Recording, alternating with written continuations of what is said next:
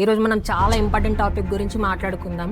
అసలు డాగ్స్కి టిక్స్ ఎందుకు వస్తాయి, టిక్స్ వల్ల డాగ్కి ఎంత డేంజర్ ఉంటుంది, అండ్ టిక్స్కి ఎలాంటి మెడిసిన్ యూజ్ చేయాలి, అలాగే హోమ్ రెమెడీస్ ఏంటి, టిక్స్ రాకుండా ఎలా కేర్ తీసుకోవాలి, ఇవన్నీ మీకు కంప్లీట్ క్లియర్గా ఎక్స్ప్లెయిన్ చేస్తాను.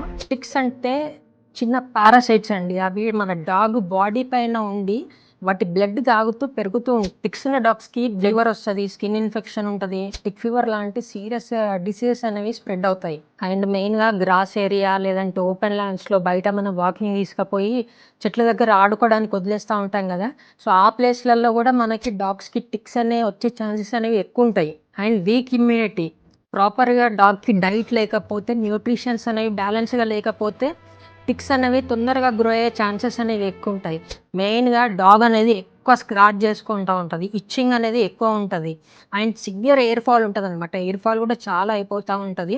అండ్ స్కిన్ పైన రెడ్నెస్, కంప్లీట్గా రెడ్ ర్యాషెస్ అనేవి వస్తూ ఉంటాయి. బెస్ట్ టిక్స్ మెడిసిన్ ఏంటి, Bravecto, NexGard tablet and Simparica tablet. Proper nutrition food అనేది ఇవ్వాలి, రెగ్యులర్ గ్రూమింగ్ బాత్ అనేది కంపల్సరీగా ఉండాల్సిందే. అట్లనే స్ట్రీట్ డాగ్స్ తో కాంటాక్ట్ అనేది తగ్గించండి. ఇది చేసినాము అంటే మాత్రం మనం టిక్స్ రాకుండా 90% కేర్ తీసుకున్నట్టే. ఇంకా మనం ఎంత జాగ్రత్తగా కేర్ తీసుకుంటే అంత బెటర్ రిజల్ట్స్ అనేవి మనకు ఉంటాయి. ఎప్పటికప్పుడు టిక్స్ ఉన్నాయా లేవా అనేది అబ్జర్వ్ చేసుకోండి, జాగ్రత్తగా చూసుకోండి.